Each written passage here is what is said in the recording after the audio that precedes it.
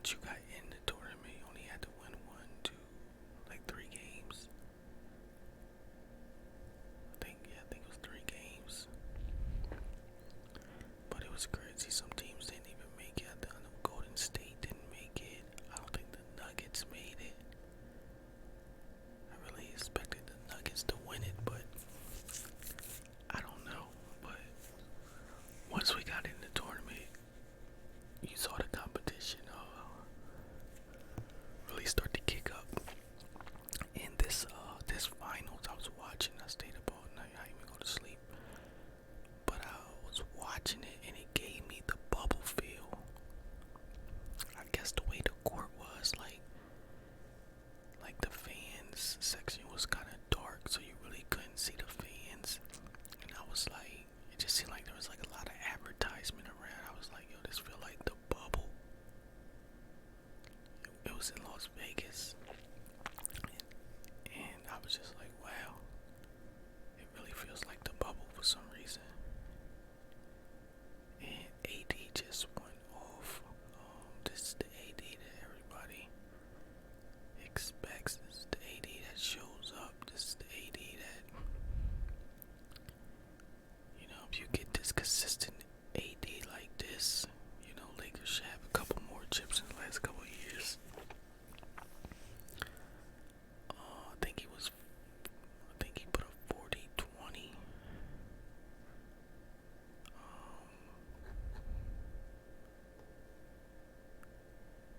Let me see.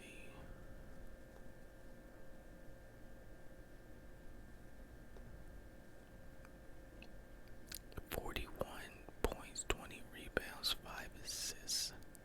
LeBron finished with 24 points, 11 rebounds, 4 assists.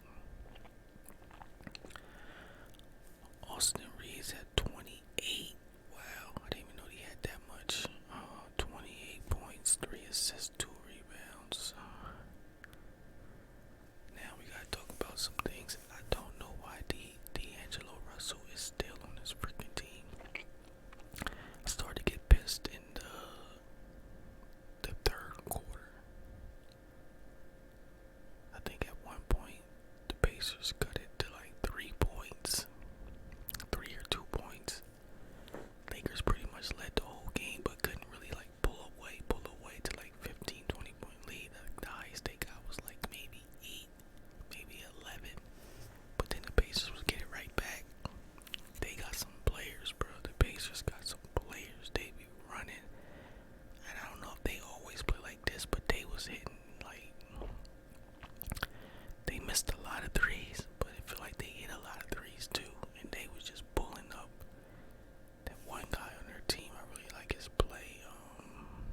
What is his name? I think it's this guy, Benedict. Yeah, that's him, Benedict. I feel like, like I said, I don't really watch the Pacers play a lot, but I feel like they really wanted this, and they was trying to get this because their players seemed focused, and they was just nailing open jumpers like nothing. They was hitting all their free throws. I was like, man. Halliburton didn't have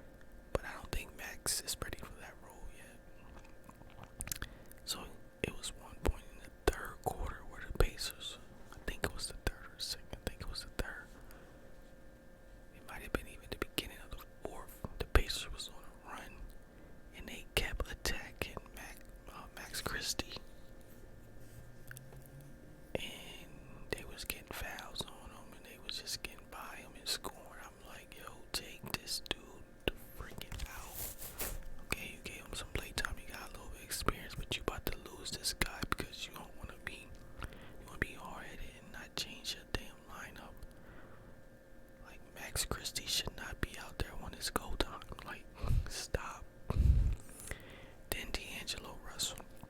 He had 13 points, 32 minutes though. He hit a couple of shots, but man, just this is the same guy that they should have let this guy go.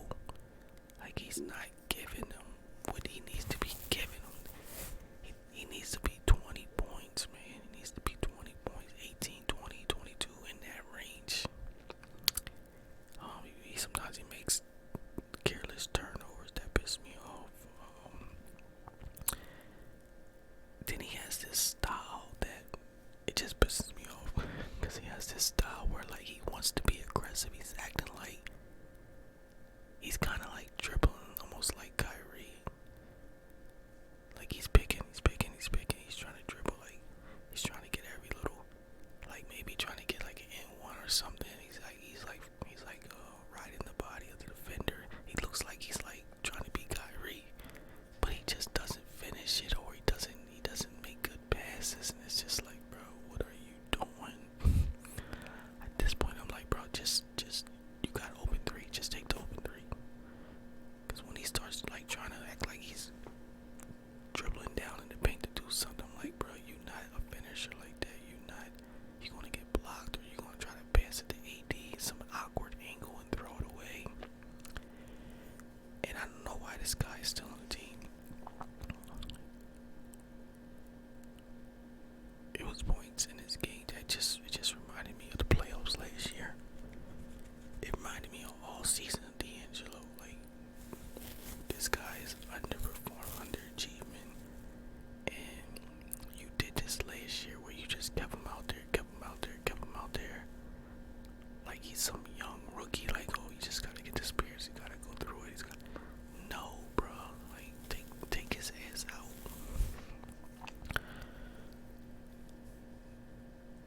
They gotta get rid of him, man. I hate watching the Lakers with when he's on the floor. It's just not good. Cam Reddish wasn't really a big fan of this pickup. His shot to me isn't where it should be at this point in his career. He's hella streaky. He's not consistent. He still has a lot of learning to do. He could be a great defender. He's a good defender. But every now and then he just like tonight, he should have had 3 steals. He should have had 3 steals, maybe more. This also goes to coaching. Coaches, like, this coach pisses me off. So Cam Reddish does this thing where, you know, he's down, he's guarding the defender, and he'll pick him right when the defender crosses over and the ball goes up there. Cam will hit it, and then he should have an easy steal. But he does this thing where he hits the ball.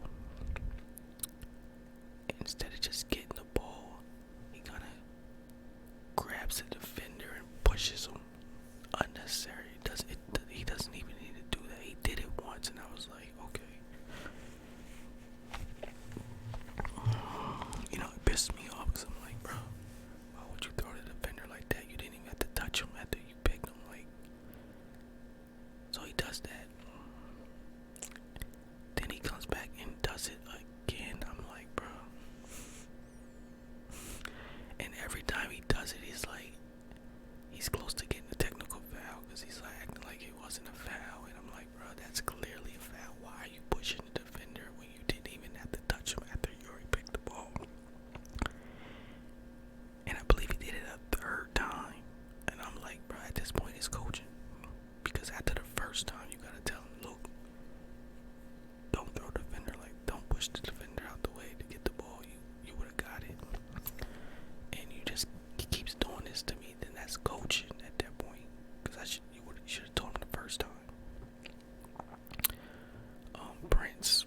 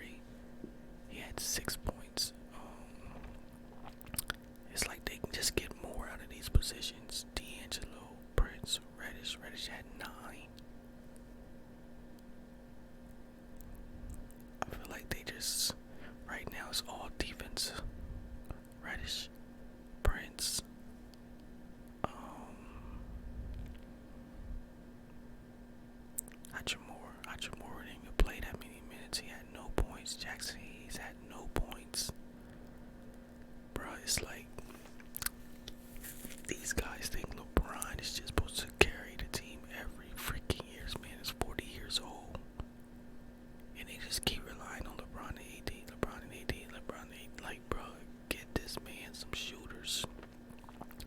Thank God they got Austin Reeves. Before they got Cam Reddish and Prince and Jackson Hayes, all of them in the offseason, I said they need another sniper. They need another good shooter. But, I mean, I guess that was supposed to be Cam Reddish, but Cam Reddish isn't consistent enough. Hella streaky. Hella mental mistakes. Like, he's not mature enough in his career where he should be for the Lakers to really compete for, a finals championship. Because this tournament, I told somebody this tournament favors the Lakers. With LeBron's smartness, you got AD, you got Reeves. 1-game series favors the Lakers. They would probably take 1-game series over 7 games if they could. 7-game series doesn't favor the Lakers. Got an older LeBron.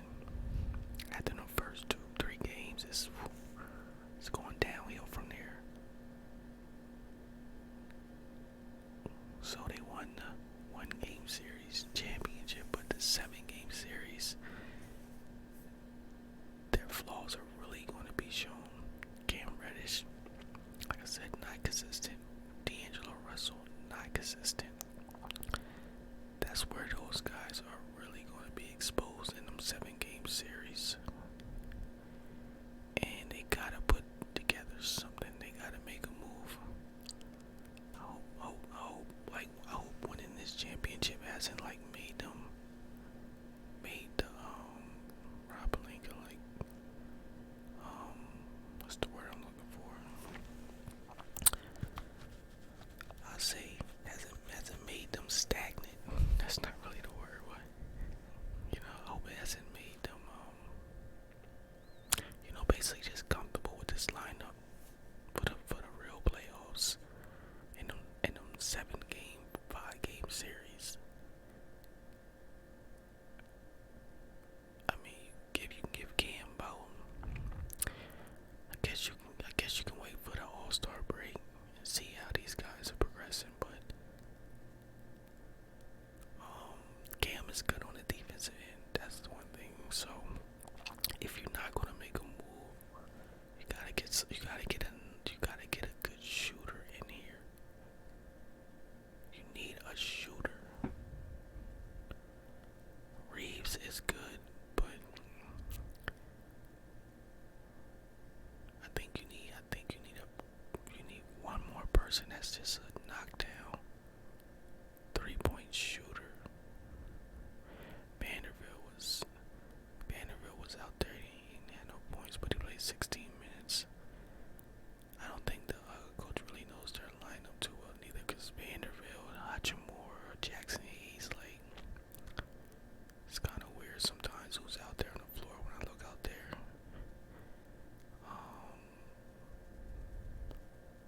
I do like Vanderbilt though, and I like Hachimura, but I'm not sure why Hachimura didn't get more minutes in this game. But yeah, he was trying to play Max Christie. Like, I don't know if that's coming from the front office or what, but having him out there with D'Angelo, like, that is too much of vulnerability to have both of them on the floor. And they was just attacking Max Christie, and I just saw it. I'm like, yo, you gotta take him out. And the play stopped, and somebody came in. I thought for sure he was coming out, and he didn't even come out. I was like, what is this coach doing, bro? This coach is pissing me off. But that's just, I guess, looking into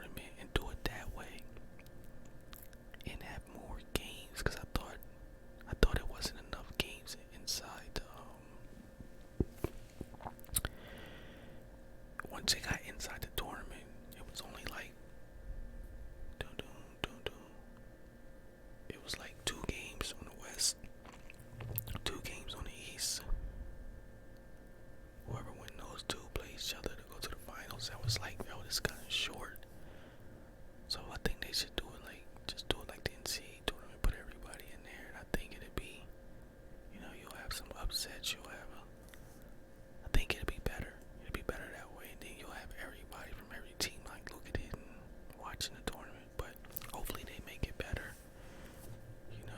They tweak little things here, but I definitely came around to it because, like I said, it started to feel intense. It started to feel like it was definitely like a playoff game, and it reminded me of the bubble where like it was like the competition was like neck and neck. So yeah, I think they can definitely grow on this and make it better, because before this you would just have regular season games, and honestly, a regular season game is different than the playoffs. You can tell the intensity is different. Maybe one team does one and got the intensity, but the other team doesn't. For the most part, it doesn't feel like a playoff game. So these feel like playoffs games. So I think that does help the the regular season. Definitely, they probably looking for more viewership. So I like it. So the Lakers win the first ever in season tournament. I like the trophies they had. They gave him a nice trophy. They said it was real heavy, and of course LeBron got the tournament MVP. Had that tournament MVP was for the whole tournament. That's why LeBron got it. But if it was just for the finals, they probably should have had two. The tournament MVP and the finals MVP, like they do. Because that probably would have won to AD, because AD was balling this game. He was also a beast on the defensive end, man. He was blocking everything. He tweaked something late in the third. It was a little scary. Got scary for a second. AD go down and he was holding like his inner thigh. I didn't know if it was his groin or what, but he kind of limped back out there and kind of fought through it. But I don't know when their next game is, but I wouldn't be shocked if he sits out the next game, because he's probably not 100%.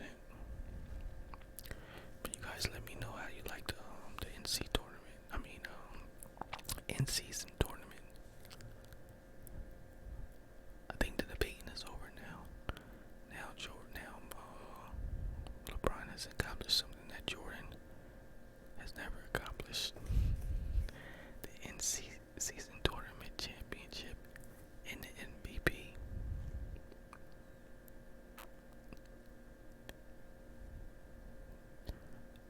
At the age that he's at, that's crazy, bro. That is crazy that he's still doing this at this age. But yeah, the debate is over, man. The debate is over. I'm gonna get on out of here, man. Hopefully the Lakers can carry this momentum into the regular season, into the playoffs. Hopefully they can get a good seed, though.